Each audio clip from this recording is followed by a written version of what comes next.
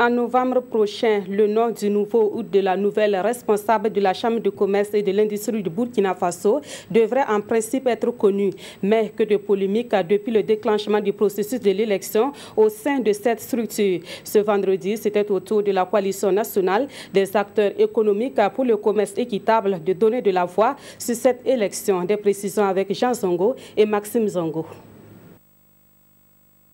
Face à la polémique de plus en plus vive autour du processus de renouvellement des structures de la Chambre de commerce, la coalition des acteurs économiques pour un commerce équitable se sent interpellée. Le processus engagé étant irréversible selon elle, il n'est plus pertinent de le remettre en cause.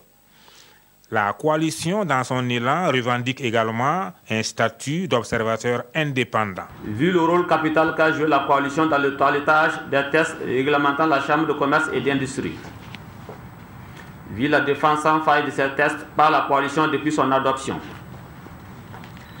considérant la dénonciation avec insistance de certains acteurs économiques, traitant des personnes intervenant dans l'organisation des élections de partisans, la coalition revendique auprès du ministère du Commerce, de l'Industrie et de l'Artisanat le rôle d'observateur indépendant des élections consulaires dans tous les bureaux de vote en vue de rassurer la majorité des acteurs économiques.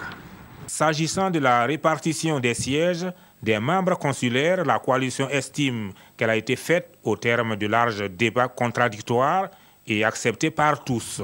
Par conséquent, il n'est plus question de revenir en arrière, car changer les chiffres, c'est rendre l'élection incertaine.